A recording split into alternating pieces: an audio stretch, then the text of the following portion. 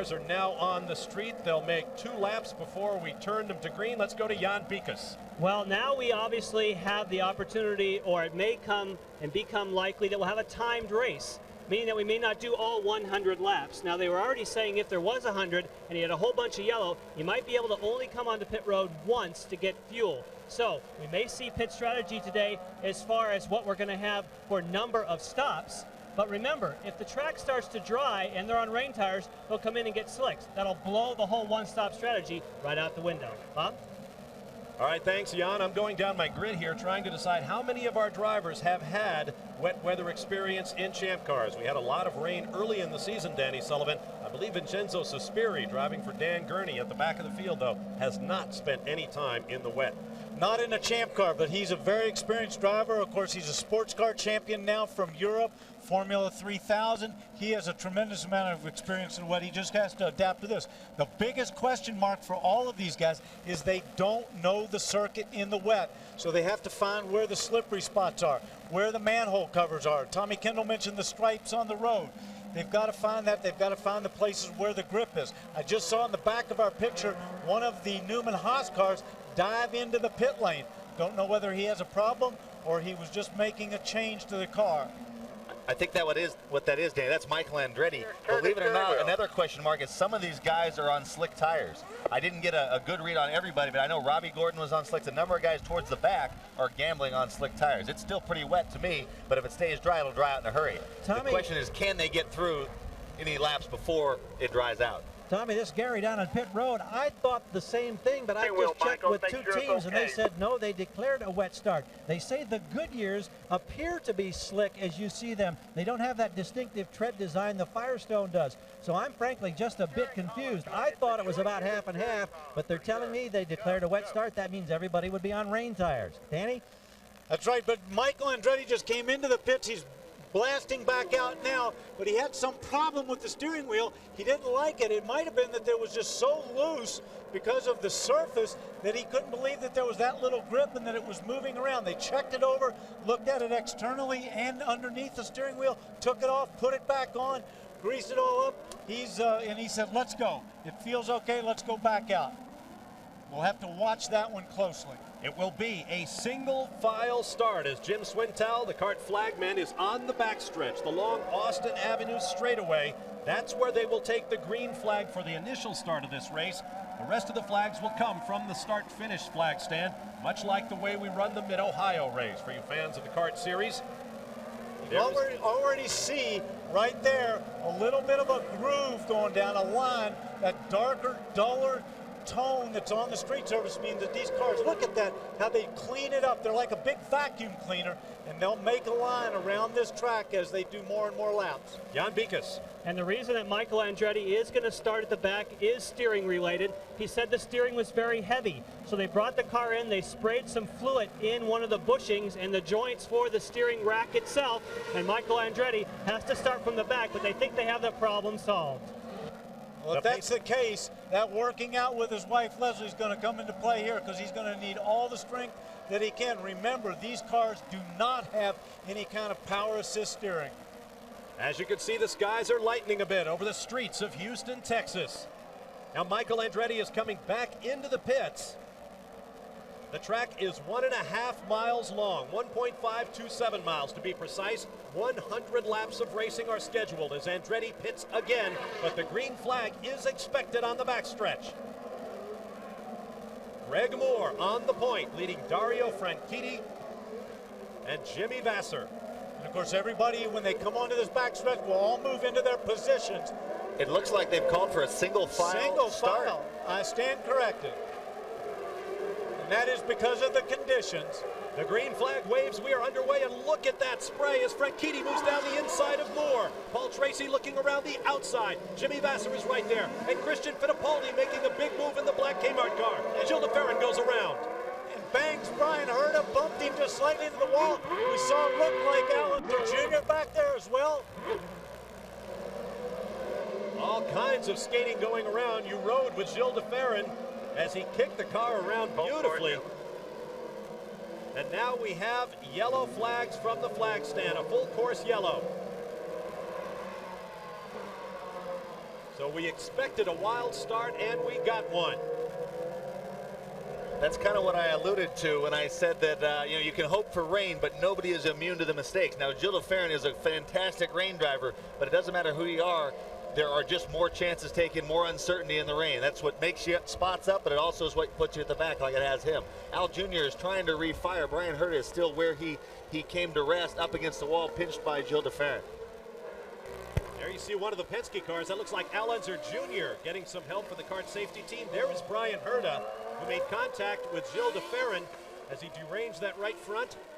He didn't hit very hard. I don't think that. I think once he gets refined, I think the stalling is what's keeping him there. We won't know till he gets going whether it's. He didn't hit very hard. We'll see here in a second. Go, go, go is what Brian Herta wants.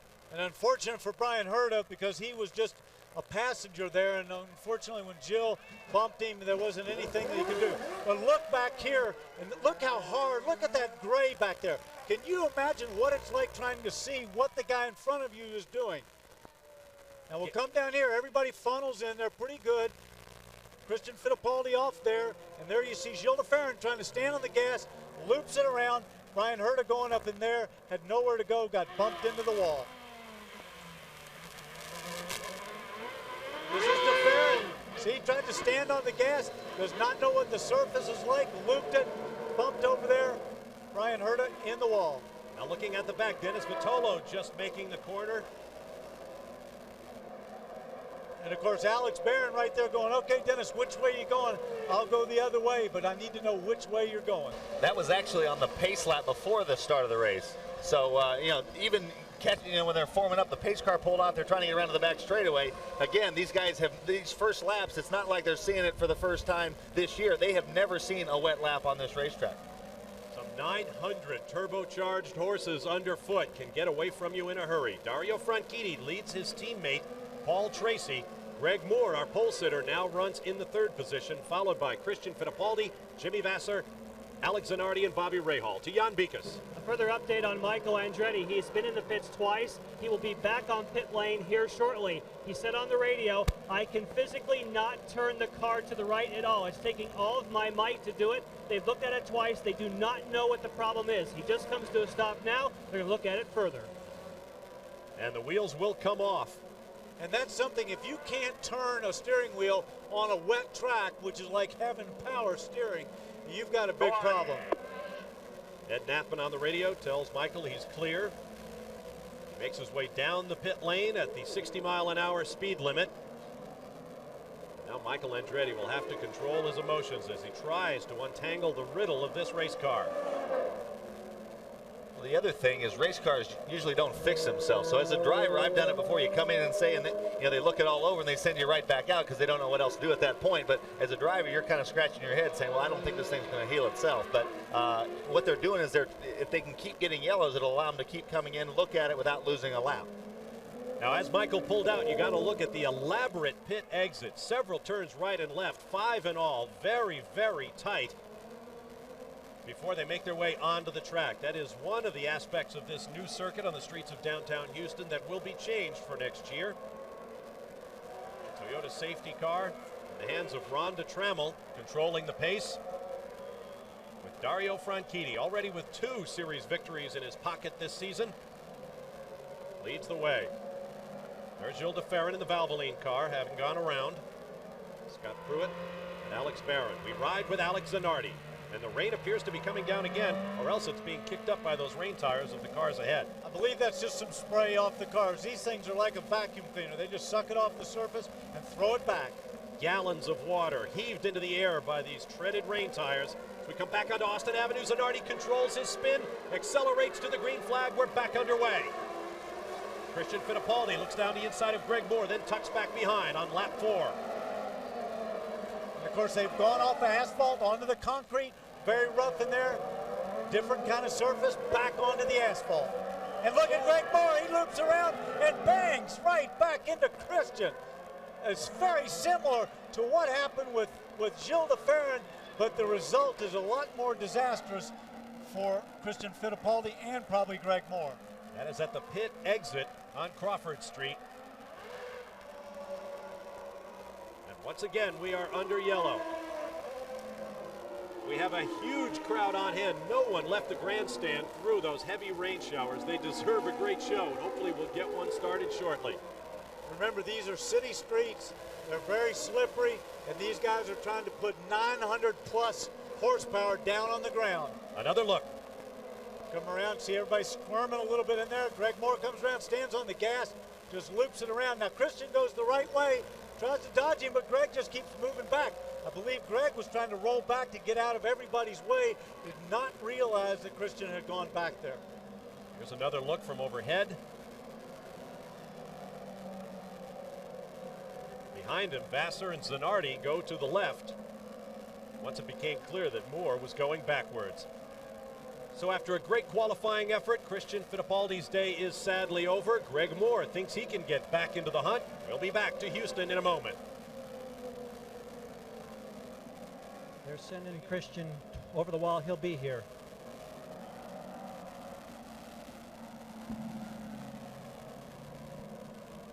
Back at Houston, and Michael Andretti has decided to call it a day. I know you're in all your might. You were trying to turn that steering wheel. Any idea at all what's wrong? I don't know, something jamming up in the steering rack. It's just so heartbreaking. I feel bad for everybody here at Texaco. I mean, both cars out in the first lap. It's really disappointing because I think, you know, we could have done pretty well today. So it's just a heartbreaking day for all of us here at Newman Haas and Texaco, and we're sorry. Tough break for Michael Andretti. Thanks.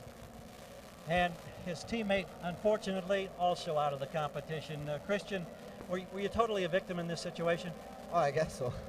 Like, Moore just spun in my front and there was nowhere to go. Like, it's that you have a fraction of a second to make a decision, and in the beginning of his spin he was going one way, then he ended up the other way. I actually thought I was going to go by him, but he nailed me, and that was it. And how badly does it hurt? Because I know you like to drive in the wet, and you've proved that you're a master of that. Well, a lot. Like, the car was very good in the dry this weekend. We were starting up there. I had passed Vassar already. Like, everything was going under control. And as you said, like, I really like driving in the wet, so I thought I had a very good shot at it today. Like, so it's a shame. And what can I say? Maybe it's going together with the year I had, like, which has been very, very difficult for me. It hasn't been easy. Thank you, Christian. So a tough day for the Haas cars from Newman Haas Racing. Carl Haas is the promoter of this event. We'll be back to Houston after this message and a word from our ABC stations.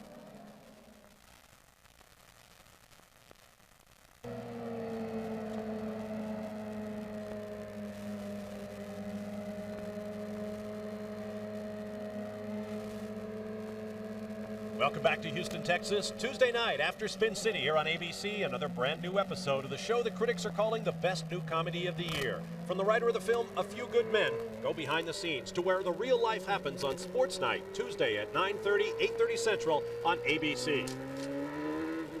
Here at the inaugural Grand Prix of Houston, Bob Barsh along with Danny Sullivan, Tommy Kendall, Gary Gerald, and Jan Beekes. We have just 7 laps of 100 scheduled in the books after a long delay at getting this race started.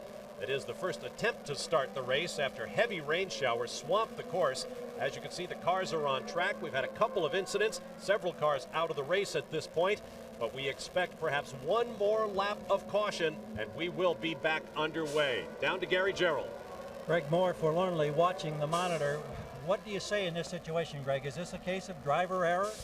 Yeah, just one of those racing things. You know, we went through there, and real unfortunate that it happened. I think we could have had a great race today if it had been dry, but you know, just one of those things where we thought we had a good shot at winning today, and all of a sudden the weather changes on us, and it's disappointing. But you know, I feel bad that I feel bad for everyone in this team. You know, we need something to kind of uplift our spirits a little bit. You know, obviously this isn't the way to do it, but pole position was nice. We'll just have to go to Surfers and try and win there. Thank you, Greg. 5th DNF in a row for Greg Moore, who, lest we forget, led the series standings very strongly in the early part of this season before misfortune set in. We remain under a yellow flag, but without the safety car on course, and we anticipate we will get the green flag the next time Dario Franchitti brings the field by here at the Texaco Grand Prix of Houston. Running order is Franchitti, his teammate Tracy, then Jimmy Vassar, Alex Zanardi, Bobby Rahal, Tony Kanaan, Andre Ribeiro, Adrian Fernandez, Max Pappas, and Gilles de Ferran, the top 10. Of course, one of the things they're trying to do here is get a good lap going, let everybody get a feel for the track in the wet without trying to make a pass on somebody, do it under sort of controlled conditions and get a little bit more racing under their belt and a quick lap around the track. A lurid twitch from the back of race leader Dario Franchitti's Reynard Honda. We are back underway. Looking at the Team Cool green cars, they made a significant move at the start. We've had very little green flag, but they went from second to fourth into 1-2 before Greg Moore had his problem. So I don't know if they gambled on a full rain setup or if those guys just feel comfortable, but they were both very, very aggressive and comfortable from the get-go. Well, Dario Franchitti, of course, is very good in the wet, has a lot of experience from his European days. There is Andre Ribeiro spun off. That's it, right at pit out. He can't get around because he's afraid if he pulls all the way across, somebody will clip him, which they would. He just stalled it too, I believe. Ribeiro spun from 7th place. Local yellow for the moment. Let's take another look. Same place as Greg Moore and Christian Fittipaldi got together. Turn 2, the slowest turn on the track. He just got out there a little high where it was a little bit damper, tried to put the power on. Remember, everybody that's driving these cars, they're trying to find that balance of being able to put over 900 horsepower down on the floor and get traction and get off. That's very difficult to do on a surface they're not used to. You can't imagine how funny that is. We see Jimmy Vasser has, Alex Zanardi's gotten around Jimmy Vasser, but both those incidents, those guys, they're probably going 25 or 30 miles an hour. The big tires that these cars have actually work against them in the wet, where they have more surface area. It only takes a little bit of water to hydraulic the cars literally off of the ground. And so your street car would actually be quicker in that one corner. Tommy, here's an update on Zanardi. He has lost radio contact with his crew, but before that radio ran out under the yellow, he told them it is so slippery out here, but he says if these conditions stay the same, I'm going to be leading this race very shortly. Let's also not forget, Jimmy Vasser has to drive a very smart race. He wants that second in the championship. He's leading it right now. He has to think points. He can't get too racy. Alex Zanardi is not somebody that he's threatened by in terms of points. A lot less water being thrown in the air by those grooved rain tires as the track continues to dry. The points championship coming in, Alex Zanardi has clinched. He has nearly twice the points of the second place man in the championship. That's his teammate, Jimmy Vasser. But just 10 points behind Vasser is Adrian Fernandez. Then Dario Franchitti, just 4 behind Fernandez. Greg Moore was just 4 behind Franchitti coming in, but as you know, he's out of the race. Michael Andretti was just 6 behind Moore in 6th place. He too is out. Scott Pruitt has 106 points, just 6 behind Andretti's total thus far. He could do some serious moving up today. On board with Bobby Rahal. Put a charge through the crowd here in Houston by taking provisional pole after Friday's first round of qualifying, and this his final year on the FedEx Championship Series Tour. You heard Rahal short shift there. There's no point in revving it out when you can't use the effective power available. That's one of the older tricks in rain. You go a gear higher everywhere. You see that car just fighting for traction, short shifting, half throttle, the whole 9 yards, and it really is, these cars are not made for this, and it's a real handful. You know what? Let's go to an inboard camera and listen to how these guys are on the throttle. Here we're on board with Bobby Rahal.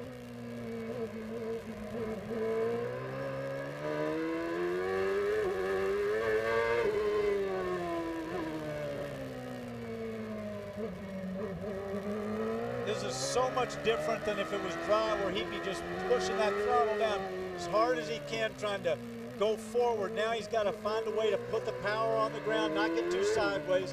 See, hear him spin a little bit there.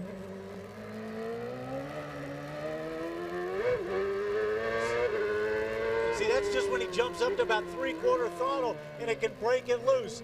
He's trying to find where he can go forward, really be gentle on the throttle. Bobby, of course, tremendously experienced. They teach you in racing school, it's as though a string connected your accelerator foot to the steering wheel. If the wheel turns, your foot lifts. Adrian Fernandez going by Andre Ribeiro. We've talked about the manhole covers, but you can see them around the circuit. All those manhole covers, as everybody knows who drives on the street, are metal.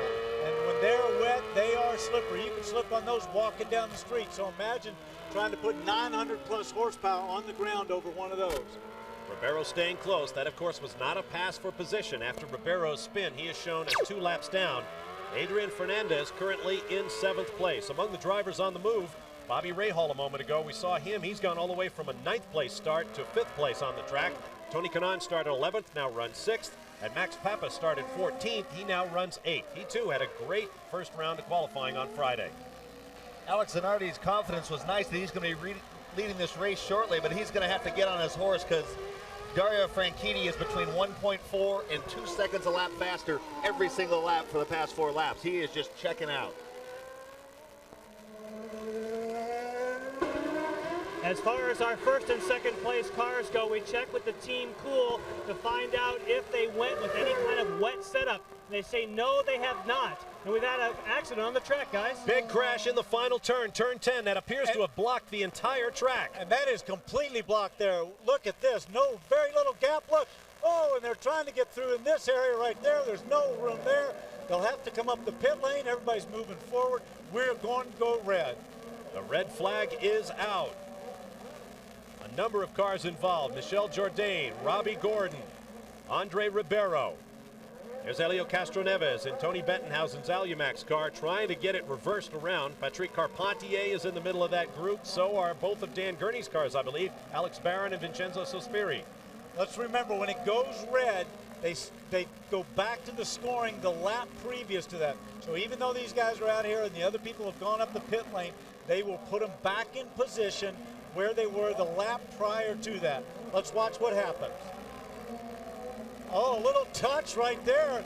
That car, which looked like it was Robbie Gordon, touched this car right here, Michel Jourdain, and everybody else. Look, Mark Blundell making moves in there. Here we're going to see it from a different angle. Look, those two guys touch right there. Robbie Gordon gives Michel Jourdain a little love tap, spins him around, and nobody's got any place to go. Robbie dives in the side. Not a very good place to try that move. And they just got tangled up. Now, those cars will be damaged. So if they have a long red, they will have a chance to repair them. It is a red flag, so they can go to the pits and be worked on. Let me correct myself. Neither of Dan Gurney's cars involved in that schmozzle. Here's how they stand after 13. Stay with us. Welcome back to the inaugural Texaco Grand Prix of Houston, live here on ABC Sports. Bob Varshad, Danny Sullivan with you in English. We are under a red flag after a multiple car incident at the final quarter leading on to the start-finish straightaway. Let's take another look, Danny. Look at Robbie come right in there. Now freeze right there. There is no place for Michel Jourdain to go. He can't go wide. He can't do anything. Robbie was ill-advised to make that move. It was a good attempt, but he had to back off before they got into the corner so that this particular incident didn't occur. The cars eventually involved: Patrick Carpentier, Mark Blundell, Brian Herta, Helio Castroneves. As we saw, Robbie Gordon, Michel Jourdain Jr., the two cars that precipitated the accident. Al Unser Jr. also got stopped in the middle of it. There is Jourdain back underway with damage to that front wing. Once again, we'll reiterate, you can get to the pits and work on the car before they send them back out. The question is, how long will the red flag last? Let's go down to Jan Pikus. Well, Bob, we were just in the middle of a sentence talking about the Team Cool Green. Really hadn't made any changes for the wet, so even if it dried, you guys were pretty confident. Now you have a red flag, Tim Green. What do you change on the car? Well, obviously, once the card allows us to work on the car, we'll fuel it. Dario's comments during the first few laps, when there were some yellows, that it was like driving on an ice rink. All the white lines on the racetrack and all the manhole covers make it very, very slippery. He was running well and pulling away from Paul, who was also in turn pulling away from Zanardi. So both drivers are pretty comfortable. You know, the big call for us will be, when do we switch to dry tires, if and when the racetrack dries out, providing it doesn't rain some more. Any chance you could put them on now and take a chance? No, I think that would be a big risk. The track is still very slippery. I mean, obviously, it also depends how long this red flag is. It stops the race for. You know, we're in a very hot climate here right now, 90+ degrees. Things will dry out very quickly.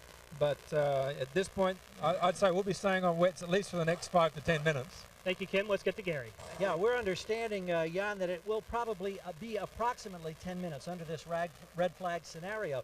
That's a big concern for some of those teams that were blocked and were out on the racetrack. The guys that got into their pit boxes immediately, such as Alex Zanardi running here in third place, they immediately went to work on the car. They can make repairs. They made a couple of changes on the front wings in terms of the handling characteristic. They also immediately fueled the car. Now, if we turn around here and look back in this direction at Jimmy Vasser, who sits in 4th position in car number 12, we just talked with Tom Anderson, and he said, we are trying our best, and it was our strategy to just stay out of trouble, let this thing settle down, and then hopefully it dries out and we can seriously go racing. So no significant changes for Vasser in the 12 car. Well, it has been a wild 20 minutes or so. The clock stops with the red flag, and we are under a 2-hour time limit in this race. There's how they stand at the top of the grid. We'll reorder the field and turn them loose again shortly. Stand by for more from Texas. Back live in Houston, you see kart officials now gridding the cars echelon style in the order they were running before the red flag came out. Here's a look at the full field. Dario Franchitti leading teammate Paul Tracy, then Alex Zanardi, Jimmy Vasser, Bobby Rahal, and the rest. Several cars out of the race, including Michael Andretti and his teammate Christian Fittipaldi. Greg Moore also out of the race. Several cars lapsed down after visits to the pits to repair damage in the incident that brought out our red flag. There's Michel Jourdain Jr. having an animated conversation with his team, no doubt describing what happened when he came together with Robbie Gordon to bring out the red flag. It appears that his race is run. To Jan Bikas. Well, Bob, when these guys were on pit road, they could work on the car and do whatever they wanted to, but they chose not to change tires. And that's because a brand new rain tire has very sharp edges, and you see it has these little mold release pieces of rubber on here that doesn't give you as much grip as a tire that has actually been scrubbed in. And because the track is so wet and so slippery, very few people up and down pit road, unless they had a problem, change the tires. So, scrubbed in tires, rain tires right now, no one brave enough to try slicks. But we do hope they get the opportunity to later on. There is the view from overhead. We'd like to give you a view of the racetrack, but the clouds are moving in again. The rain is not falling at the moment. We'll take a break here in Houston and return after these messages and a word from our ABC stations. Welcome back live to the inaugural Texaco Grand Prix of Houston. All the folks in the grandstand who have waited for so long to watch the rain stop and the racing start. How about a wave to America? That's right. They have put up with an incredible amount of bad weather, but they have stuck through it to watch their heroes in action. We are still under a red flag. The grid is being reset according to the running order before the red flag came out. There you see the vast crowd of fans from the Tecate and Quaker State team in Mexico supporting Adrian Fernandez and his team in today's race. In case you're wondering how they knew I was talking about them, radio scanners are very popular in motorsports. And of course, Adrian signed every one of those people's autograph over the course of the weekend. He spent hours and hours signing their autograph. That's right, and they've been told that you're going to come out there and sign an autograph for each of them too before they go home at the end of the day. We expect racing to begin shortly here in Houston. Get up to speed with complete racing coverage from ABC Sports Online, always on America Online. Keyword ABC Sports. There is the pit lane outside the George Brown Convention Center, the paddock and pit area for the Texaco Grand Prix of Houston. Let's go down to Jan Bikas in the pit lane with another of the drivers out of the race. And of course, it's Michel Jourdain, and it was Robbie Gordon that went to the inside. Did you see him coming? I mean, well, the car was very good there. This Mexico. I mean, car was great. I mean, in the first restart, I passed Mark very easy, and I catch JJ and everybody. Then valve. We dropped a valve, so the engine was very, very slow, and so in the straight they were pulling very bad, and then I catching them again, and then just Robbie, I don't know, he kept hitting and hitting, and I saw him, but I think there was, I mean, we were in the corner, and he was just hitting and hitting and hitting till he spun me, and I think he's crazy. But were you on your way to the pits to try and get that fixed? No, I was going. Going to stay out a little bit more. I don't know. In that moment, I was going to stay. We were going to drop out anyway, but it has nothing to do with the accident, you know. Okay, Michel Jourdain is out, and the Mexican fans certainly only now have one guy to continue to cheer for. The engines are fired, guys. All right, thank you, Jan. Tough break for the youngest driver in the series, Michel Jourdain, just 22 years of age. His father, Michel Sr., is with him every step of the way. Great family effort in racing, but that's what racing is about, family. We had a 37-minute in total rain delay before our first attempt to start this Texaco Grand Prix of Houston. The cars are now heading back out after just over 17 minutes under the red flag. There's the view from the helicopter overhead of that long, twisting pit exit. And very narrow. Honda Helicam getting as low as they can among the skyscrapers here in downtown Houston. Dario Franchitti leads his teammate Paul Tracy back on track. People might be wondering how some asphalt has more grip than others. It's all black, right? Well, it's like a recipe, and everybody has their idea of what goes into making the best asphalt. Here in Houston, because of the extreme heat in the summers, my understanding it has a little bit different polymer that makes it more durable, but it also makes it extremely slippery in the wet, which would explain exactly what we're seeing. It seems to be holding. Ordinarily, the track would have been dry a long time ago. Guys would have been on slicks. Here, it seems to be holding the water. The humidity obviously contributes to that, but it's making it very, very slick, and it's making these guys, these guys are the best drivers in the world and having some serious troubles. Much of this track was resurfaced at a cost of some $2 million. You see a few bits of rubber marbles there, rubber having come off the tires. That includes the amount of money that was spent to secure some 191 manhole covers on both the racing surface and the pit lane. Gary Gerald. You talk about manhole covers. Here's an interesting shot. A giant fan in the pit of Alex Zanardi held by two crew members, and they're blowing right down on the surface of one of those manhole covers. It's right in the middle of their pit. They don't want to take a chance that if their driver has to come diving in here, to perhaps change from rain tires to slicks, that they'll have it as dry and as much adhesion as absolutely possible. I don't think I've ever seen that before in one of these races. Well, as you can see, they're having some success. Those lighter patches are where the surface of the pavement is beginning to dry. And Bob, they have the slicks up on the wall for Zanardi. I don't know if that means anything at this point, but they are standing by. So they're hoping for a dry track. Of course, one of the biggest problems if you go to slicks, there is a dry line around the track. You will be faster. But when you come onto the slower cars and you go to pass them, you have to go off of that dry line onto the wet line. And that can be very tricky. And Danny, another thing you have to keep in mind, even if the track is dry, the pit lane most likely will not be. There's probably going to be some standing water in that very narrow section that leads at the pit exit. So if you come in and get slicks, you got to make sure you don't crash before you ever hit the track. If you remember Portland a couple years ago, the secret in going to dry tires, it's always a gamble. And the guy who gambles right first, the first guy on dries at the right time will have a big advantage. At Portland a few years ago, the first 3 or 4 guys that put him on it, Gilles de Ferran, Paul Tracy, all crashed out of the race. As I recall, the eventual winner, Blundell, was the guy who put him on earliest and did not crash. And of course, that led to the closest three-way finish in series history, thousandths of a second separating Mark Blundell, the race winner, Gilles de Ferran, who led coming off the final corner, and the third-place car of Raul Poisel. And guys, we're hearing confirmation now from driver radios. Jimmy Vasser being the latest, saying this track is drying out in a hurry. Get the slicks ready. Looks very dry right there. 10 turns in all on this track, most of them 90-degree corners, but a couple, particularly turns 7 and 2, are much tighter, while turn 8 is a very wide radius corner, and the cars move very quickly through there. Across the start-finish line they come. Rhonda Trammell brings the PPG pace car off. One more lap under yellow. We will have green once again here at the Texaco Grand Prix of Houston.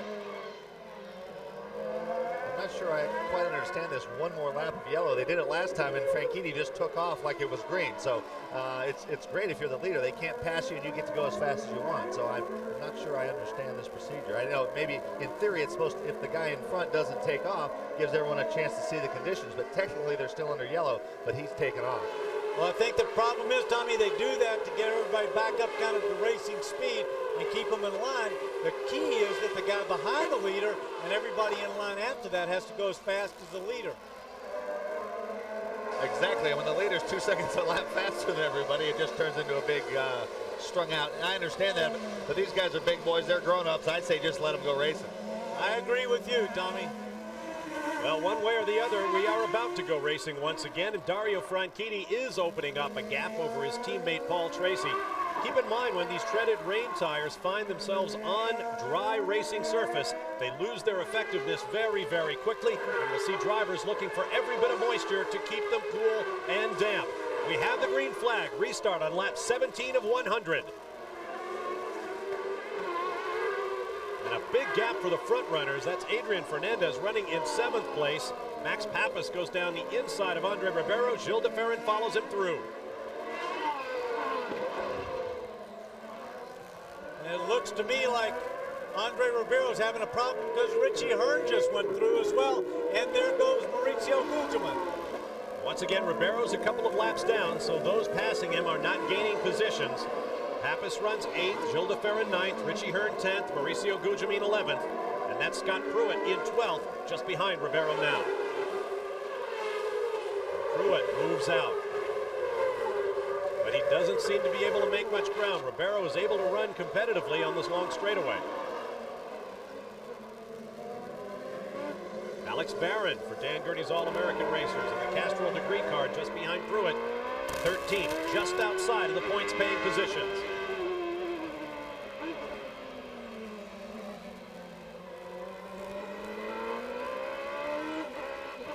Now the game of cat and mouse. Where do you attempt to pass Ribeiro if you are Scott Pruitt?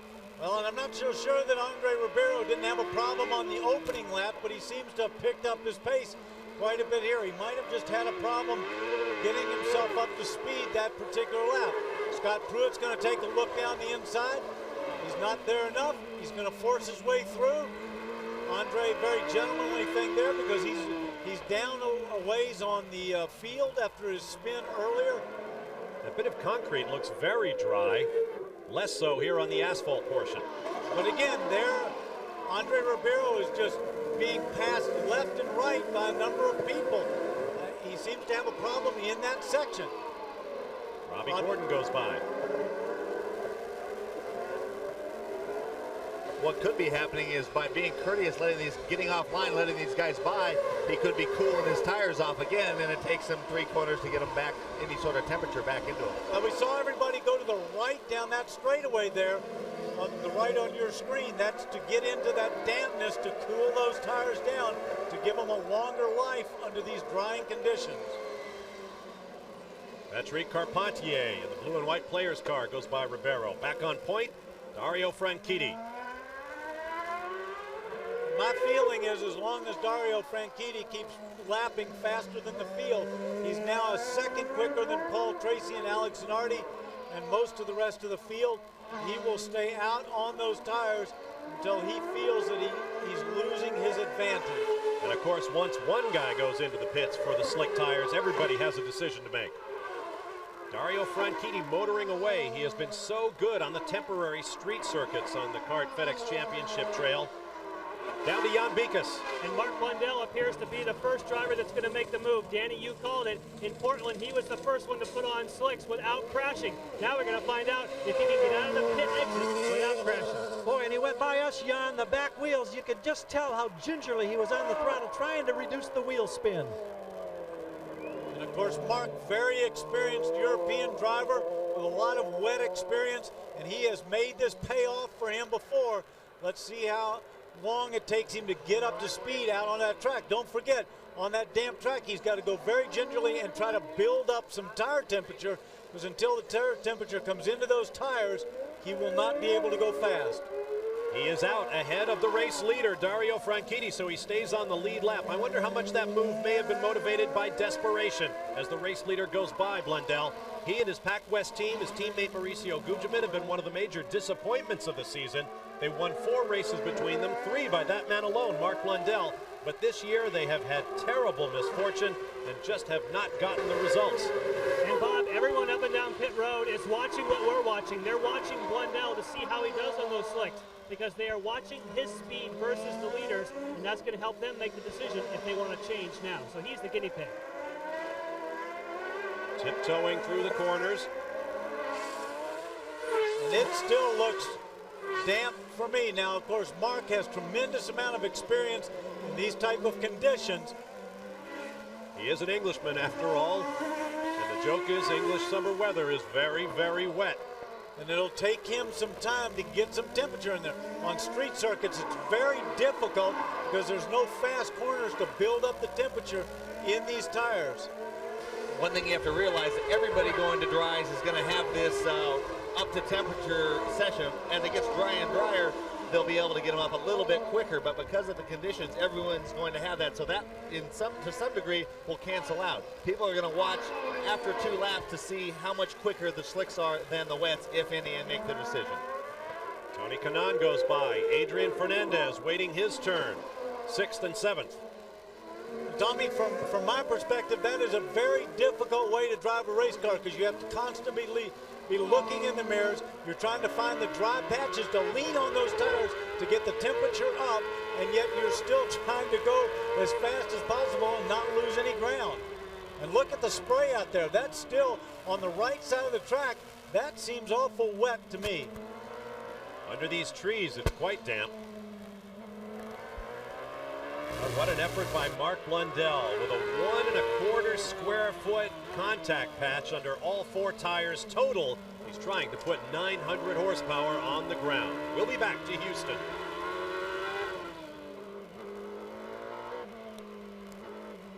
Welcome back live to the inaugural Texaco Grand Prix of Houston. Bob Varsha, Danny Sullivan, Tommy Kendall, Gary Gerald, and Jan Bikas with you. Richie Hearn going up the inside of Gilles de Ferran for 9th place. Very good, clean move there for Richie. We need to take you back a little bit, too. Remember, Mark Blundell, he was the first guy to go in for slicks. He's out there lapping right now, but he's running about 12 to 14 seconds slower than Dario Franchitti, our leader. Dario has slowed down about a second from his quickest time, but Blundell still has a ways to go before that gap closes and those slicks turn into an advantage. He is picking up the pace, however, as you watch Richie Hearn in the Budweiser car for car owner John Della Penna. Watching the guys, they still really cannot hustle the cars. This asphalt is very strange. It hasn't rained for quite some time, yet it doesn't seem to be drying out. Blundell's kind of proof of that, and so you could see these guys stay on reins for some time. While we watch this battle, as Hearn closes up now on Max Pappas, Mark Blundell continues to drop his lap times. His last one, 1 minute 22, so he is nearly 3 seconds quicker than the previous lap. That is true, but he hasn't rocketed forward. He's still losing, let's not forget, about 10 seconds a lap to the leader. That's not the advantage. You want the advantage the other way, where you're gaining 10 seconds on that. May have made the decision a bit too early. On board with Bobby Rahal. Let's also not forget that you couldn't think of a pit strategy because when they were red, everybody fueled the cars and filled them back up, and they'll go approximately 41 laps. And remember, because they're so far off of the pace, they're going to go even further now because they're not running as fast, so they won't use as much fuel. Believe me, those guys in the pits are really working that strategy right now, trying to figure out what distance they can go. And that will drop the quicker that they go out on the track. Well, let's follow up that story. Jan Bikas in the pit lane. Well, yes, you talk about that question. How do you make the decision? I spoke with Kim Green, and of course he makes the call for our leader, Dario Franchitti. He says Dario will make the ultimate call when we go to slick tires, but we are telling him on the radio the information as to how fast Blundell is running. So they give him the information, but the driver is the one who makes the choice. And they are now down to about a 5 seconds difference between what Dario Franchitti is doing and what Mark Blundell point. When they get that gap down to about even, believe me, it's going to be frantic in the pits. You ride with Adrian Fernandez. Currently running in 7th spot behind rookie leader Tony Kanaan. Decision time is coming shortly as the track continues to dry. We'll take a break and return for the pit stops in Houston. Welcome back live to Houston as Alex Zanardi, the two-time and reigning PPG Cup champion, has made his decision. He has come in for slicks, as has Adrian Fernandez. And the next man may well be Jimmy Vasser. They are ready for him. They staggered the laps, so there wouldn't be any problem between them. Gilles de Ferran stops for his slick tires. A remarkable series of laps. Mark Blundell, the first to go on the slicks. He was dreadfully slower than the leader when he went back out, but in the space of about a half-dozen laps, he is now running right on the same lap times as race leader Dario Franchitti, who has not yet switched to slicks. There is Franchitti. Well, guess not only is he in front, guess who might be the genius here? Dario Franchitti, because it is starting to rain and not just sprinkle at the end of the back straightaway. So if he can stay out a little bit longer, wait it out, nobody has gone faster than him yet, even on slick, so he's kind of in the catbird seat right now. There is Max Pappas in the MCI car for RJR Wells Racing. He is on slicks. He pitted during our commercial break. And guys, here's an interesting wrinkle. Vasser among those still out on wets. We are getting reports, and in fact are feeling a few sprinkles here toward pit exit. We were told that down toward the other end, there was again raindrops from this intermittent crazy sky that we've experienced today. Oh, Max Pappas, another fine rain driver, and he is using all of his considerable talents to keep the pointy end forward on that car. And he's also trying to make sure that Paul Tracy stays behind him. And on top of that, he's trying to get the temperature up in these tires as fast as he can so that he can use them to their best advantage. See a little bit of moisture on the lens of that camera. The view from our Honda Helicam, the blue car is Pappas, the green and white one is Paul Tracy. And Max looks like right there, as close as Paul was, he's pulling out a little bit through the corners. And guys, they pulled the slicks back away from Jimmy Vasser's where they had them laid out. They are going to stay on the wets. And talking about Max Pappas, and from that overhead shot, you can see him pull away from Paul Tracy. That is because the RCR Wells team and Toyota have built a special engine just for this racetrack. It's a lower revving engine. Now, for All-American racers, they're using the high revving Toyota engine, but they built a low revving version for Max Pappas and for Robbie Gordon. And of course, in these conditions, that's definitely the way to go. See that amber colored visor Max Pappas using in these difficult light conditions. Same sort of material used by downhill ski racers to try to accentuate what light there is there and help them get a good view of the road ahead. I think one of the things that we're seeing right here is that Max Pappas, although he pulled out a little bit on Paul Tracy, is not gaining that much. So the big thing is maybe we should just stay here. We've got reports out on the track of more rain. Let's not jump to conclusions. We're not losing that much ground. We're running first and second. We've got a big gap. Let's stay that way until we absolutely have to. Pappas goes by Vincenzo Sospiri, with whom he has battled in the sports car tracks of the world for years. Pappas currently runs in the number 15 spot. Now on board with Alex Zanardi. Let's listen to his engine and see if he's getting any kind of traction. The real key here is what the driver's information is, what they're giving back to the team about how dry it is, and also their lap times. What we're seeing out there, Zanardi's lapping at about a 1:14.4. It's a minute and 14 seconds. Dario Franchitti's running a 15.3, but Paul Tracy's at a 14.9. They're both on wet. Herta in from position 10. Alex Zanardi takes over 9th place. The lollipop is out for Jimmy Vasser in the number 12 target car for Chip Ganassi Racing. Mauricio Gugelmin is in for Slick Rubber.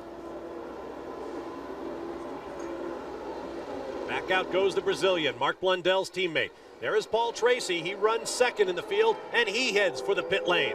Oh, and he slid around. He clipped that cone. I am not sure if that is a penalty or not. And guys, obviously, he does not need a full load of fuel, so therefore it's just how fast can you change these tires, and then they'll drop it off the jacks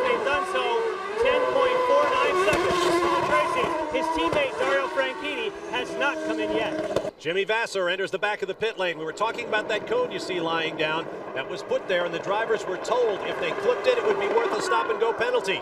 But with Christian Fittipaldi's car now out of this race, that may not be the case. And Bob, we're watching Jimmy Vasser get service now near the pit exit. Tony Kanaan goes high on pit road at 60 miles an hour. Vasser's rolling. Oh, that was terrific. We had him just under 9 seconds.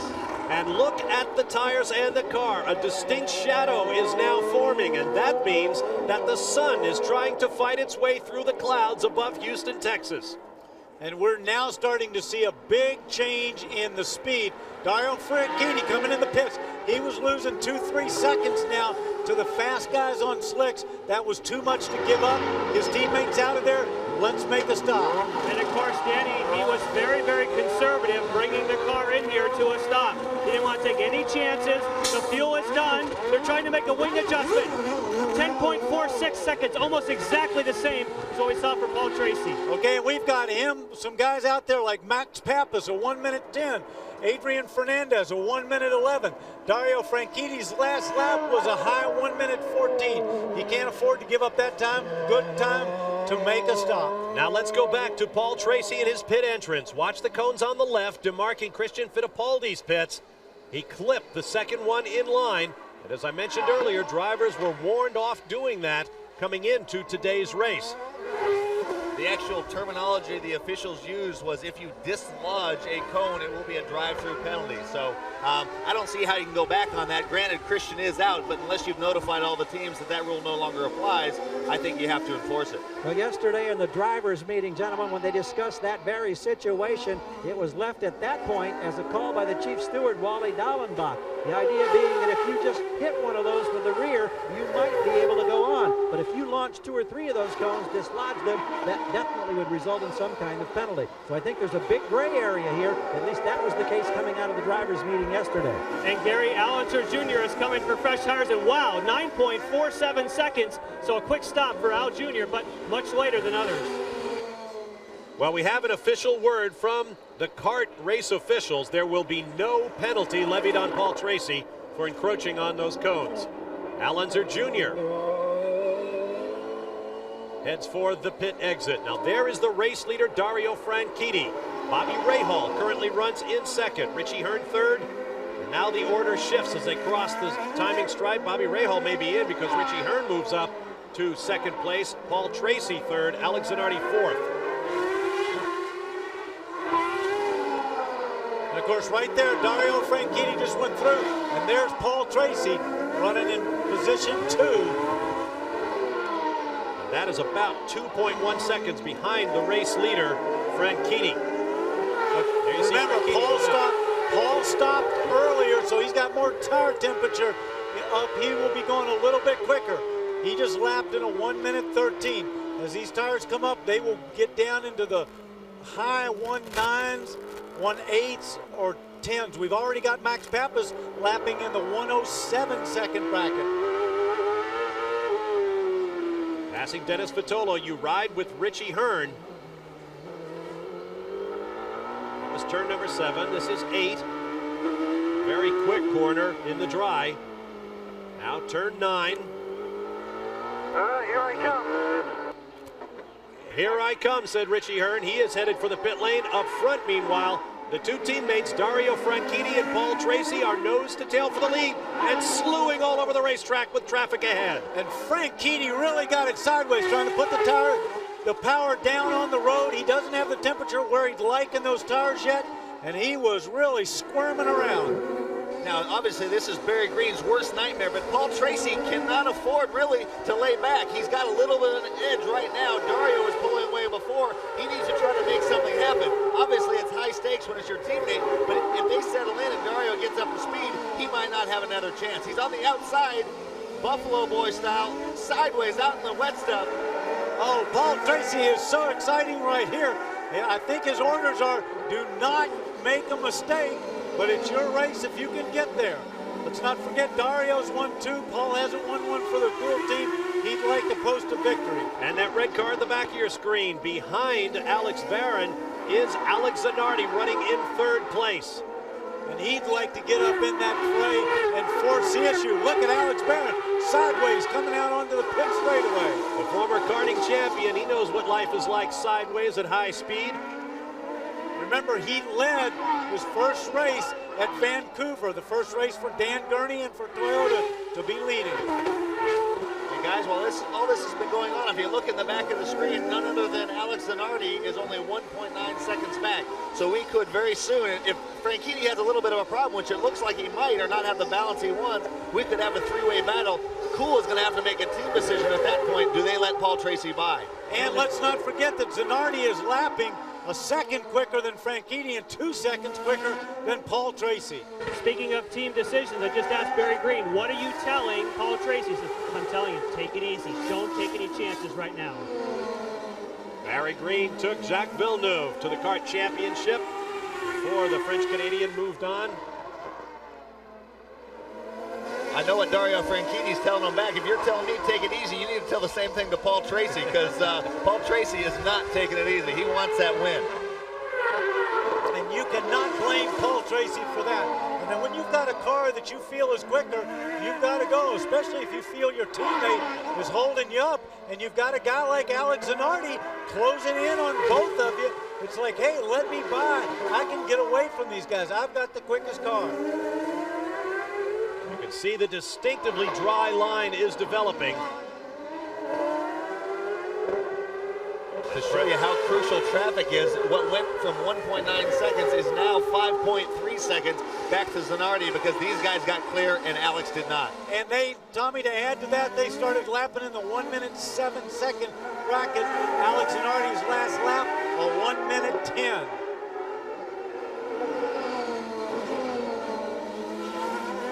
Dario Franchitti seems to be pulling it out a bit. I got a feeling that his tire temperatures came up, as did the pressure. The balance is coming back the way he wanted it. Paul Tracy was trying to force something while he had the advantage. Couldn't make it happen, and now Dario is starting to gradually stretch it out.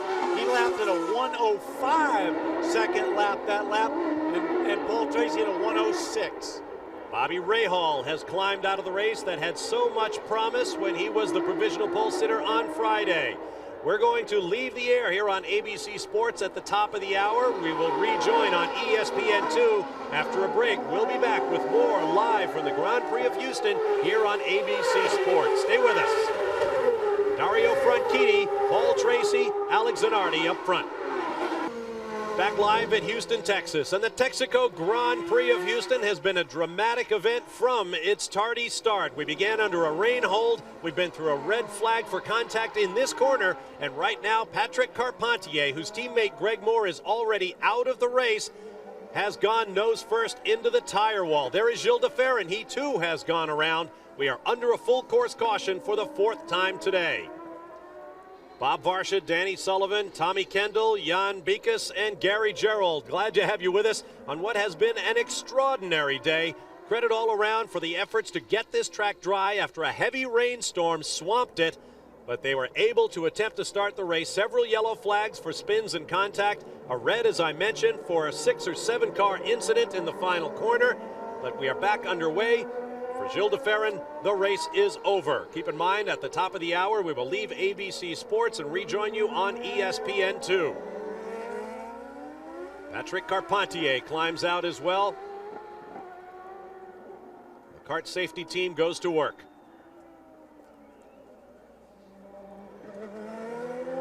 Dario Franchitti leads his teammate Paul Tracy, and they have been dicing nose to tail under heavy skies. It is no longer dripping rain, and all of the top cars are on slick tires. There is Carpentier thinking about what might have been. Let's take another look, Danny Sullivan. You see him? This is the turn leading onto the pit straightaway. They'll come from the right of your screen. He's just out there wide. He can't do anything about it. He looked like he just got out wide. I cannot tell you why, and there was nothing he could do. And so the players team for Jerry Forsythe is now out of the race.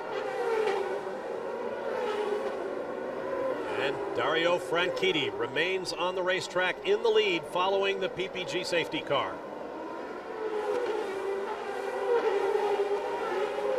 day with a little bit of everything. Now that all of the top cars are on slick tires, they will be hoping that the rain holds up.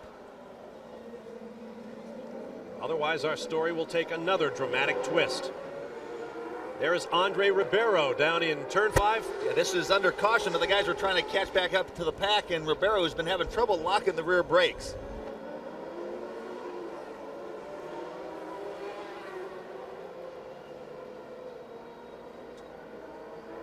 In Houston, Texas, live here on ABC Sports, there you see Andre Ribeiro, who has managed to slide off the racetrack under the caution, our 4th full course caution of the day.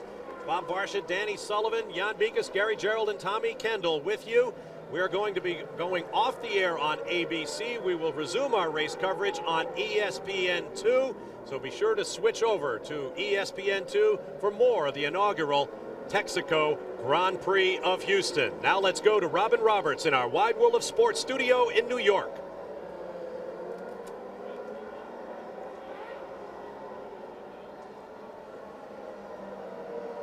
Welcome to Houston, Texas, and the first ever visit for the CART FedEx Championship Series Champ Cars, and it has been one for the record books. Welcome, everyone. I'm Bob Varsha alongside Danny Sullivan. Tommy Kendall is out in turn 5 at the end of the long Austin Avenue straightaway. In the pits are Gary Gerald and Jan Beekes. Bobby Rahal is the latest of the cars to exit the event. Let's go down to Gary Gerald. We're looking at a Firestone tire that's been literally white-walled against the concrete, picked up parts of banners. That was on the right front side for Bobby Rahal. Get a word here with Bobby about the conditions out there and just what a delicate balance it must have been for you and 27 other drivers. Well, at the start it was certainly, you know, nobody had driven this course in the wet, and you have no idea, and you're just, I mean, it was hairy to say the least, and we managed to tiptoe through everything. Disappointing because we kept it going. We were in a good position. It just came into one here and just got into an area where part of it was dry, part wet, and the car hooked on me and just, you know, slap side of the wall, and that was that. Early on, from 9th up to 5th, did you feel at that point that you were in a position where you could win this race? Well, I couldn't see Dario, but I could see everybody else. You know, we were running with Alex and Jimmy and Tracy, so you know, I just wanted to make sure we got to the dry part. Or, you know, got to the dry part of the race, got to the wet, and we did, and then it's just unfortunate that we have this problem. A bizarre final ride in Houston for Bobby Rahal. Let's go to Jan. A tough day for Patrick Carpentier as well. What happened in that final corner? I went in a little bit too hot, and with the slick it was okay online, and I went offline. I couldn't stop, and I put 2 wheels offline, and that was it with the rain. How were you feeling up until that point? Before that miscue, you think you had a good run at it? Yeah, I think it was very good. My car was good. I could follow Brian. He was leaving me a little bit at the end there. And I was pushing a bit more, and just a mistake. It went in a bit too hot. I tried to turn, then I put the wheel off in the rain, and then that was it. We had slicks. Guys, I can tell you, it doesn't take much in these conditions. Bob? Well, that shows you exactly the gamble all of these cars are running by getting onto slick tires, but they really had no choice. And once again, after an effort by the sun to break through the clouds, we have a solid overcast here in Houston with a strong threat of more rain, and then we'll do it all over again. We anticipate a green flag shortly. The running order is Dario Franchitti right there in the number 1 cool car. Behind him, his teammate Paul Tracy is second, then Alex Zanardi, Tony Kanaan, Jimmy Vasser, Max Pappas, Adrian Fernandez, Brian Herta is 8th, Richie Hearn 9th, and Scott Pruitt is 10th. J.J. Leto runs in 11th. Alonzer Jr. in the 12th and final points-paying position. Alex Barron is 13th, Robbie Gordon 14th, Mauricio Gugelmin in 15th, Vincenzo Sospiri 16th, and Mark Blundell in the 17th position, followed by Arndt Meyer. 18 cars of our original 28 starters are still circulating. Down to Gary Gerald. Bob, just a quick update on Gilles de Ferran, who's been stranded out on the circuit. He pulled off, and apparently it relates to the drivetrain for the Walker car. So another driver in problems, and we've got more moisture coming out of the sky down here toward pit exit. 10th DNF, or did not finish, for Gilles de Ferran this year, the most by any of the regulars in the series. And it was announced this weekend he will have a new teammate next year for Derek Walker Racing, Honda-powered Reynards on Goodyear tires. See the field continuing to circulate. It is getting darker and darker by the minute. We are now fully 1 hour, coming up on 1 hour, 2 minutes into this race. We are under a 2-hour time limit. 58 laps of racing remain. So it's fairly certain that we will will not make the full registered distance of this race. The question is, how far will we go and who will be leading when we get there? Look at the grandstand, still absolutely packed. This event a stone sellout in its inaugural edition, and these folks have sat through absolutely miserable weather. It is very warm, as humid as you can get without direct rainfall. And Paul Tracy is doing everything to rattle Dario Franchitti or let him know he's back there. He's up alongside. He is trying to make the most of this restart. He wants to have a go and get alongside his teammate and make a pass. Watch this restart. Remember how many laps it took these guys to get temperature. Just when they got the temperature, now it all goes away. Max Pappas, as you recall, got an E for effort, really, really hanging it out. I'd watch for him to maybe move up here on this restart. None of these guys have temp. Off the corner they come, facing the green flag in the hands of Jim Swintel, and we are back underway on lap 44, not quite halfway here in Houston. Just as I said that, Tony Kanaan got around Max Pappas in the back and Tracy right up on the back of Dario. The leader is the toughest place to be because you don't know what the conditions are. The guy behind you can gauge off you a little bit. Alex Barron lets the red machine of two-time PPG Cup champion Alex Zanardi by. So Zanardi will be on his horse as well, trying to run down these two teammates for Team Cool Green. And look at the start they made, but also Alex Zanardi, the back of your screen right there in the red car, has made a move on Alex Barron. He has passed him. He is going to try to make the most of closing this gap. Paul Tracy went down the inside. Dario Franchitti closed the door, and they pulled a little gap there. And once again, the yellow flags wave. Here is why. Dennis Vitolo has nosed it into the tire wall. He's asking the corner workers to push him away. The car will steer. He wants to get back into it. Doesn't look like he's done a whole lot of damage, if any, but he is in a bad spot. Well, I take back that full course. It is shown as a local yellow. You see the corner worker waving the yellow flag at the background. We are still under green. There is Vitolo as the race leaders flash by. There is Zanardi.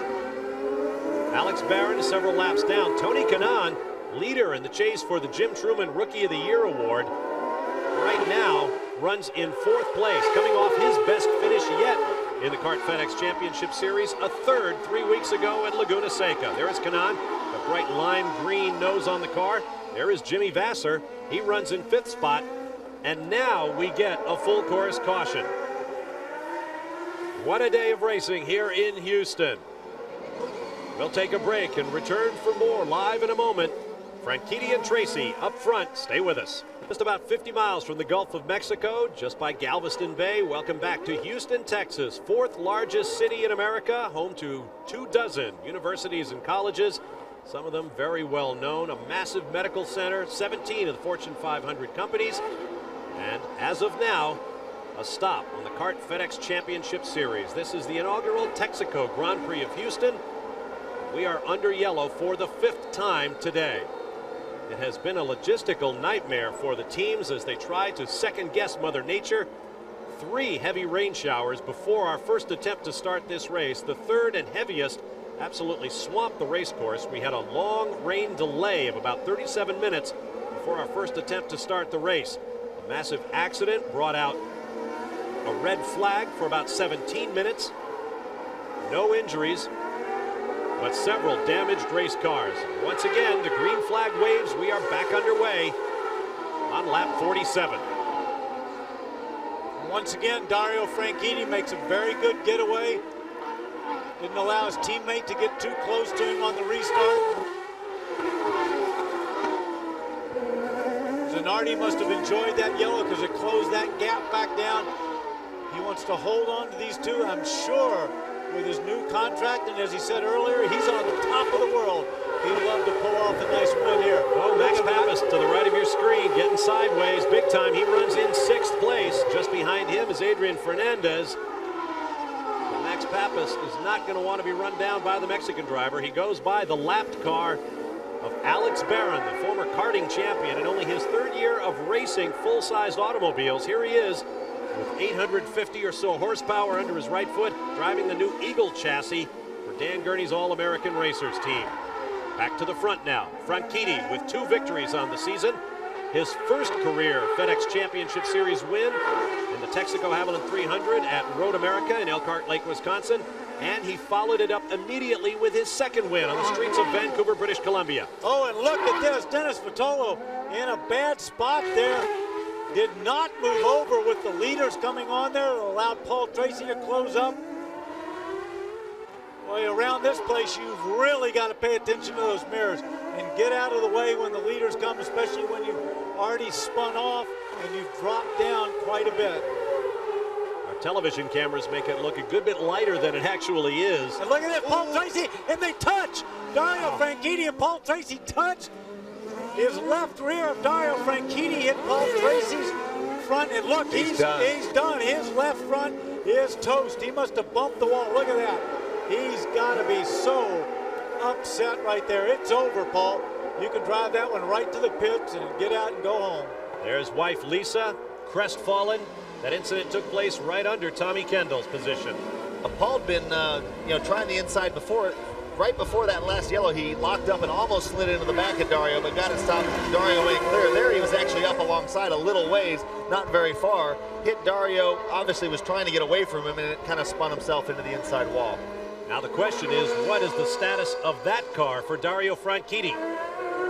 Well, the gap that he's got to the next car on the track, I don't think it affected his at all. And Paul's damage came from the contact and then him bumping the inside wall. See, they touched there, but then Paul slides in, taps the concrete wall right there in front of our own Tommy Kendall, and damages his left front, or right front, as you're looking at his car.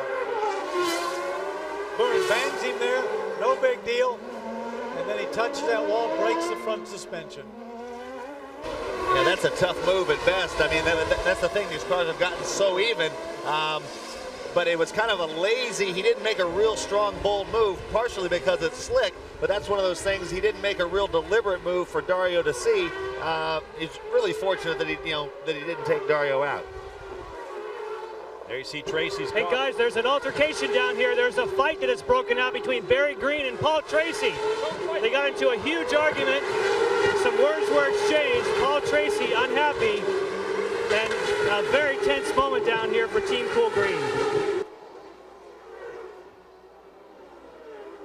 There's Paul Tracy exiting the back of the Team Cool Green pits. Barry Green is his car owner. That is not the guy you want to be having an altercation with, is the guy that writes your check and does the hiring and firing. Paul clearly upset there. And Barry Green no less so. Now, no doubt it was over whether or not Paul Tracy should have made that move on his teammate for the race lead. Keep in mind, Paul Tracy came into this team as the #1 driver. Dario Franchitti was the younger member of the team with only one full season under his belt. And yet Franchitti outperformed his teammate, the more experienced man, on several occasions and won 2 races, while Paul has won this year. To Jan Bikas. Well, to tell you exactly what transpired here in the Team Cool Green pits is that Paul Tracy got out of the car. The PR people came to us immediately and wanted us to stay away from Paul because they knew he was going to be upset. He walked up to Barry Green calmly to talk about it, and then all of a sudden, Paul Tracy was infuriated and shoved his team owner, and Barry Green shoved him back, and you saw what happened after that. Jan, I happened to see at the other end of the pit on the big screen for the racetrack, they had a camera isolated on that. Barry Green was tapping his temple as if to say, Paul, and I don't know what his exact words were, Paul, you must think. About the 3rd time he tapped his head, that's when Tracy got up very aggressively and they were nose to nose. Cool. You can't behave like that. Well, more than that, the thing about Barry Green really stands by his drivers. He's going to tell you what he thinks behind the scenes, but earlier this year, he was very firmly behind Paul Tracy. The last guy you want to alienate is the last guy in your camp, and that has been Barry Green at times, not to mention all the other reasons you mentioned. Well, it should be said that Barry Green has stood by Paul Tracy through all of the contretemps that fell upon him earlier in this season. Barry is an Australian and a very even-tempered man, but once he goes, he goes. There's Mark Blundell going around Vincenzo Sospiri. He's got Adrian Fernandez just behind him. Fernandez runs in 6th place. Blundell is 16th, so that's not a battle for position. See Al Unser Jr. going by. He is trying to run down Fernandez. The red car at the back of your screen, that's Richie Hearn in the Budweiser car. He runs in 7th between Fernandez and Unser Jr., so there are a lot of places at stake right here. Al Jr. really on the move. To update you guys, the skies have opened up here again pretty heavily. It's not, the track is not wet yet, but it will be in a fairly short period. The hardest rain we've had since before the start of the race. And of course, let's not forget, we had to delay the start of the race because of standing water. If we get a huge downpour, we're past half distance. They can call the race. I'm not saying they will, but they have the opportunity to call a race if the conditions get so bad. See the oil flag out, the yellow flag with the red stripes to warn the drivers of the traction conditions. That's right. That's the only flag. They don't have a rain flag. They just have a slick flag. And that's what they're showing to warn them. Because don't forget, a driver can come around one lap, it's dry, comes around the next lap, and it's soaking wet. Even when it's wet, there's a point where the tires lose their temp, and it's like someone switches a light switch. And we'll see it in a second here. A car will just go straight off into the barriers, and the first guy that happens to, sometimes it happens all over the circuit at once, but even when it's raining on your screen, you still have grip, so you keep going. You might back off a little bit, but when it goes, like I said, like someone's shut a switch off. And unfortunately, Tommy, that's oftentimes when the officials will go, oh, it's too slick out on the track, we better slow everything down or put a red out. Unfortunately, if you're the person that went off, not a very good end to your day. Watching Al Unser Jr., who has gotten around Richie Hearn for 7th place. There is Adrian Fernandez in the yellow and green car just ahead. Unser Jr. moving very quickly. He set some of the fastest laps of the race thus far. He is trying to run down Fernandez, and he is making headway, as is Alex Zanardi, who was closed up to within 3 seconds of our race leader, Dario Franchitti.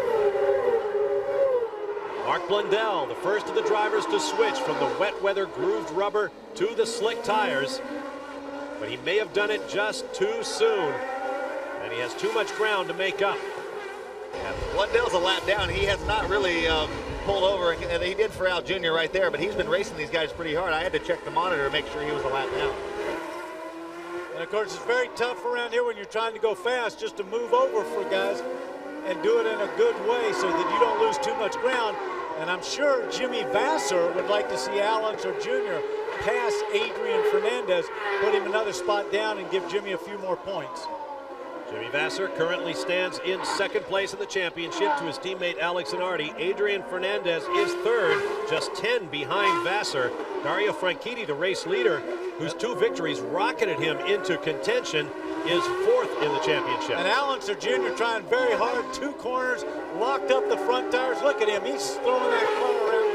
Great drive here, but he's driving very hard. Adrian Fernandez is taking a little bit and pulling a little gap on Al Jr. there. So the point is, this is not just for positions on the racetrack. It could be for positions in the championship. Keep in mind, $1.7 million in championship points fund money still at stake, including 2nd place money, $500,000.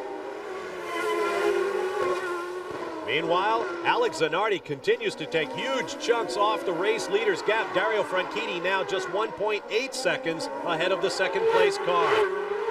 So Alex Zanardi has taken 4 seconds, has taken a 4-second lead and cut it in half in 5 laps. So the question is, did that contact with Paul Tracy actually affect the handling on Dario Franchitti's car, or is Zanardi's car just coming to life as the track dries?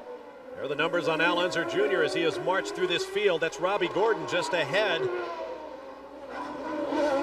Gordon shown in 13th place, so he's not a part of that battle. Here comes Fernandez and Unser Jr. and Richie Hearn, who are going for position.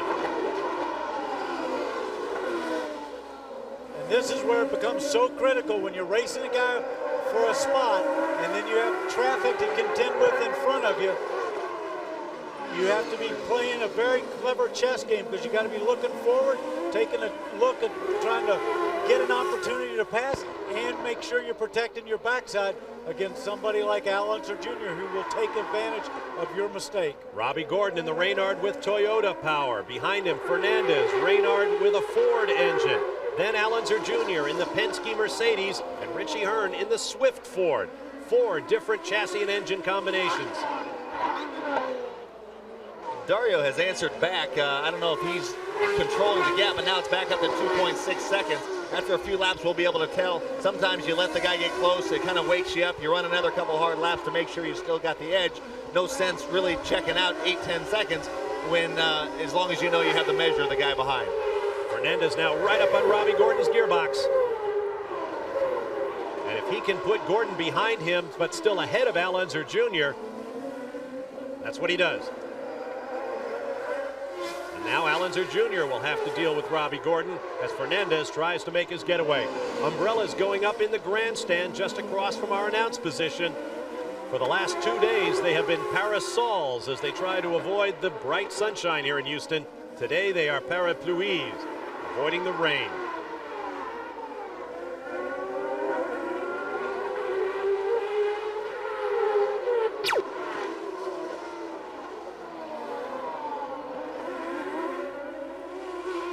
Up ahead of Robbie Gordon, his teammate for Archie Wells Racing, Max Pappas, who was another of the early cars to go to slicks, has put Toyota into the number 5 spot in the running order. That's the highest they have ever run in the Kart FedEx Championship Series. Pappas had the car in 4th position after provisional qualifying on Friday. So the Italian, who will move to Bobby Rahaal's team in Rahaal's seat next year, has done very well in his first visit to Houston this weekend.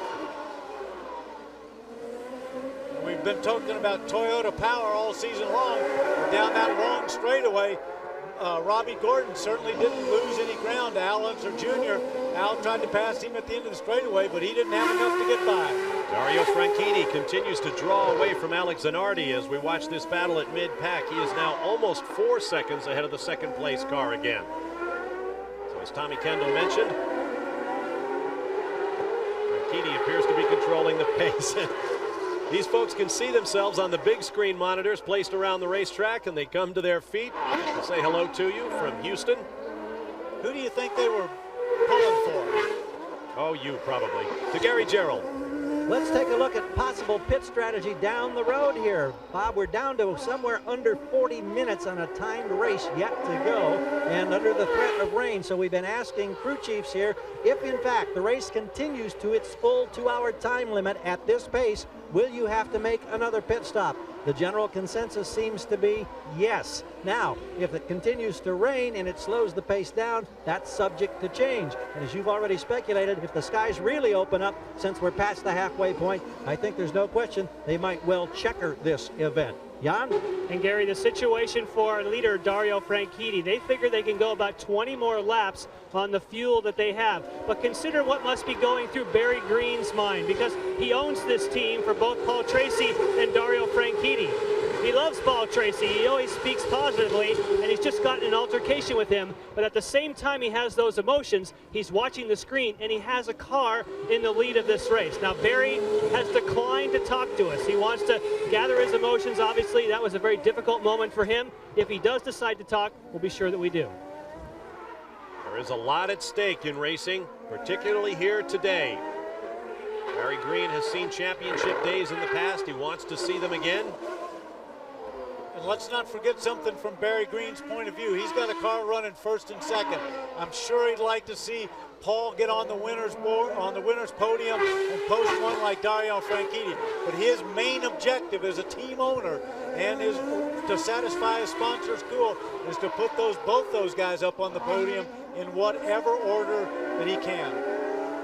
There's Dario Franchitti behind the bright yellow Lola from Gerald Davis Racing. That is the home team. Davis bought up the assets of the team formerly owned by Jim Hall, and they are based in Midland, Texas. So they carry the Texas flag on their rear wing end plates. You saw Tony Kanaan go by, Jimmy Vasser in 4th place. Here comes Max Pappas having that great run in 5th spot for Archie Wells Racing. The MCI Reynard with Toyota power and Firestone tires.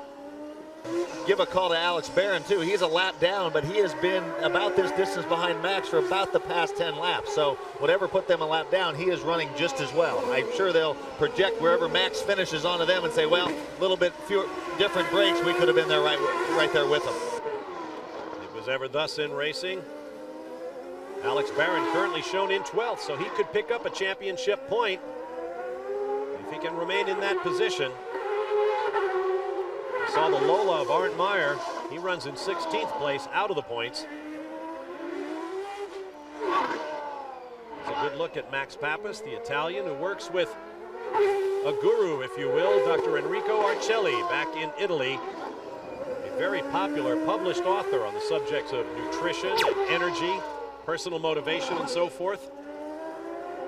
Bob, it is definitely raining harder now, and much harder than it has for the last hour or so. And I think it's getting to the point, if this continues only more than a couple of minutes, you're going to start seeing cars slipping and sliding out there on those slick tires. And of course, one thing, the track has to get a little bit slipperier. There's a lot of heat in there right now in those tires. That'll continue to get grip. But the minute it fills that surface, look out. And did we just see some lightning coming? We had a flash of lightning overhead, very definitely, as you check the running order with 61 laps in the book. Either that or the entire grandstand flashed their cameras at the same time. Believe me, guys, it was lightning, and we heard the accompanying thunder just moments ago as well. And another peal of thunder. Earlier today, we were under a tornado warning with twisters reported in the area, but not near enough to affect the running of this race. Keep an eye on Alex Zanardi if you can, and Jimmy Vasser, because they're both laid out with rain tires. They're going to make the change right away. Look at Tony Kanaan driving the LCI car for Steve Horn and Tasman Motorsports. Up front, Dario Franchitti has laid down a lap at 64.2 seconds. 4 seconds quicker than that man, Alex Zanardi, whose last lap was a 68.1. That 68 was primarily, he came up on a battle between Andre Ribeiro and Arndt Meyer and got stuck behind him. Big break for Dario, but that's not really indicative. He's not that far off the pace. No, but you'll take those gaps anytime you can. Absolutely. Hey guys, when you're talking about fuel economy and how far you can go before you have to pit, remember that when you lean down the engine, that it makes it run hotter. So a lot of people were saying if it was going to be as hot as forecasted, you couldn't run as lean. Now it's much cooler. They can run the engines as lean as they want. And Jan, at the other end of the pits, both Vasser and Zanardi crews have come back to the wall after having the hoses and the rain tires laid out. So they're on hold once again, but there's been no let up here in the amount of moisture coming out of the skies. It is raining harder almost by the moment. And don't forget, sometimes teams will do that as a little ploy to fake the other people out. So they decide, oh, those guys are going to come into the pits. Let's jump into the pits as well. The key is to watch the tires. Watch the tires. If you see them starting to get slick, shiny colored, then you know the track is too wet. There's the third place car taking a big slide. Tony Kanaan, Jan Bikas. Yes, and he was the first one where the crew jumped over the wall getting ready for his pit stop. And just ahead of him, Dario Franchitti has laid out his rain tires as well. Now, does this mean that Tony Kanaan did not decide to come in this time, or have they set up early? Well, he didn't pit this time because he's gone past the pits. They're showing an oil flag. He squeezes inside. His fellow countryman, Andre Ribeiro, squirms out of the corner. You can see the tires are starting to get a little slicker looking, a little bit more shine. And now it begins to rain heavier still as you see Dario Franchitti slipping and sliding, leaving tracks behind the car on what has suddenly become a hockey rink. That moment where I said where it's like someone shuts the grip off of the light switch, that has happened. So I imagine Dario will be in this time. He has just a couple of corners to reach the pit in. And it's so critical where you are on the track when those rains come down and make it too slick. Dario is 3 corners from home. A lot going his way today. And he locks up the tires momentarily when he brings it in because it's much slicker here than what it is on the racetrack. The crew just has to try and take their time. Look how dark it is. You see those flames coming out of the exhaust. That shows you there's not a lot of light here. Kind of a slow stop, but he is underway with rain tires. You think that crew has a lot of confidence in there? They just stand right there as he spins his tires and goes out. And now it's Alex Zanardi's crew's turn to go to work. The rain tires goes on. There goes Dario Franchitti by. Waiting and watching Major wing change on the front side, and Zanardi rolls. He'll have to be careful. Lots of cars coming into the pits now. There's Jimmy Vasser at the back. Here comes Scott Pruitt on his way out as the storm continues to build. Another huge peal of thunder over Houston, Texas, as the race begins to build to a climax. And Vasser is away cleanly, and he is back on the wet tires. That phenomenon of getting heat in the tires applies to rain tires as well. Obviously, when it's real wet, you won't get a lot of temperature, but when they're stone cold, they're not near their optimum, even as rain tires. And of course, they're going to want to watch all those little manhole covers again. Look at that, it's starting to come down. Tommy, here comes Zanardi coming down your direction, and it is teeming down. Tell you what, Franchitti is still pushing, even though he's got like a 10 or 11 second lead now, he's still really pushing the gap, taking chances. And Alex coming through a lot more sedately than Dario Franchitti. More lightning from overhead. And one thing will happen if there's a lot of lightning. Forget about what's going on the track. The officials might decide they need to call this because of the communication. All the corner workers standing out there around lightning with headsets on, standing in wet conditions. They are not going to take a chance with the officials. More cars coming in. That's Art Meyer at the back of the field for Davis Racing. As you watch, race leader Dario Franchitti, 16 of 17 cars have now pitted for rain tires. And these fans are amazing. Some of them are leaving because of the lightning, but there's a lot of people still sitting in the stands. The one driver who has not pitted for treaded wet weather rubber yet, the first man to go on slicks, Mark Blundell, currently 13th, just outside the points. That may be his gamble. Try to stay on the racetrack, try to get into the points and then stay there, chancing perhaps that they will checker this race. Exactly. He's hoping right now that they call it, but look, he can't take it anymore. He's coming in the pits, went in way deep there, almost missed turning into the pits. That was close. And look how even the slick tires, the untreaded tires, throw up huge rooster tails at just 60 miles an hour. He's not going 60 miles right there. Exactly. He's creeping into his pit right there. He was not going to take a chance at all. This man has been phenomenal. Look at him sliding around. The submarine races have broken out in earnest here on the streets of Houston. Remarkable, after 3 days of great weather, we had late showers on Friday and Saturday. And then this morning, 3 heavy downpours. This is now the 4th, and we have solid overcast. No visibility on the horizon whatever as Dario Franchitti closes up on J.J. Leto of Finland. Another great wet weather driver, and when these guys struggle, you can imagine just how diabolical the conditions are. Look at them, twin spins right there under acceleration.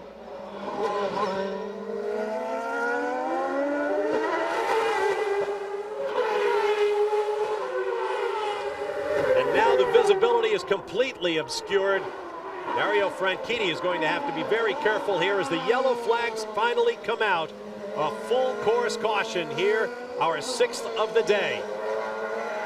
And not a moment too soon for that man, Dario Franchitti. J.J. Leto runs 10th, so he too is in the points. Look at the rain just pouring down. As hard as we've seen it all day.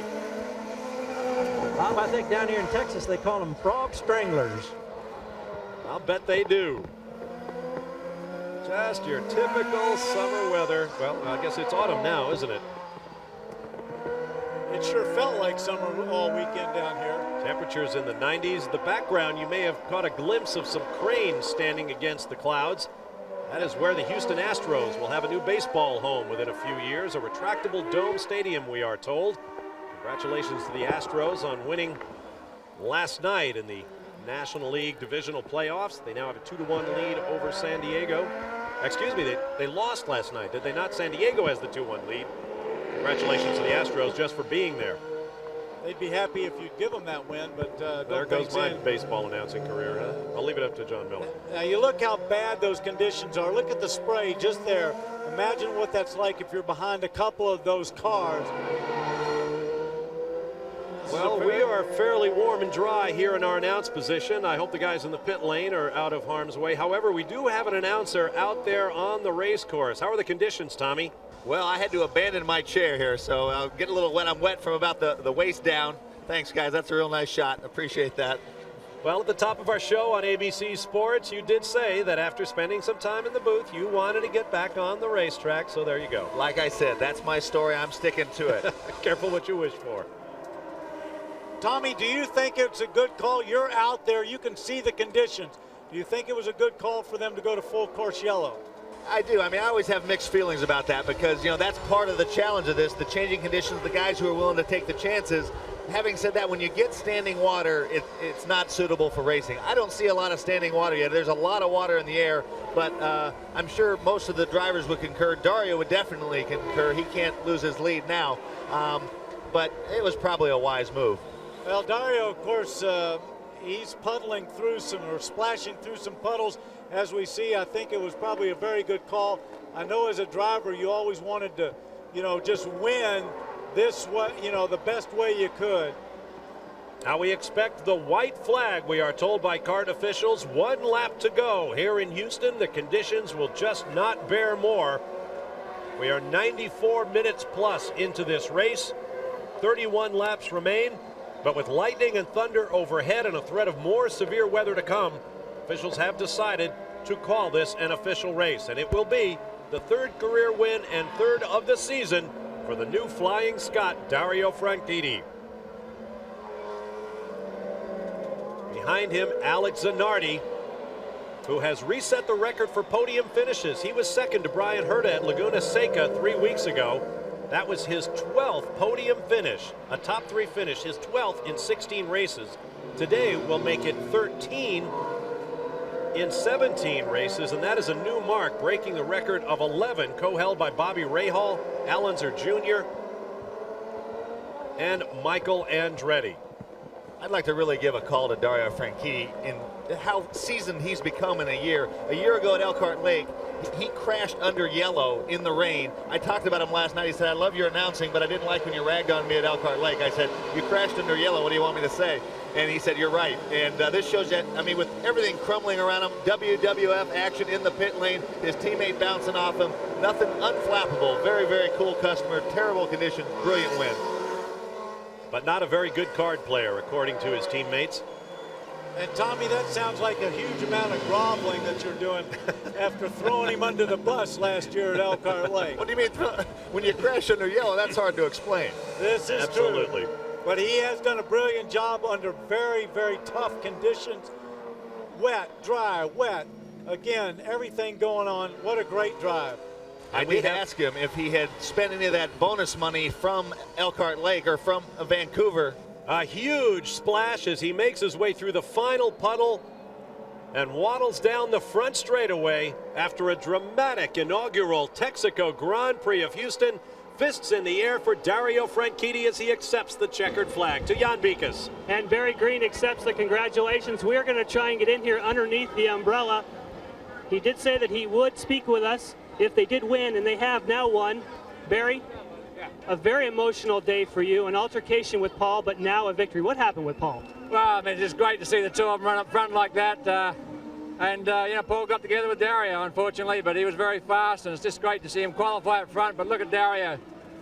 The guy's fantastic, drove a great race, used his head in these conditions, tough conditions today, and both of them are doing a great job up to that point.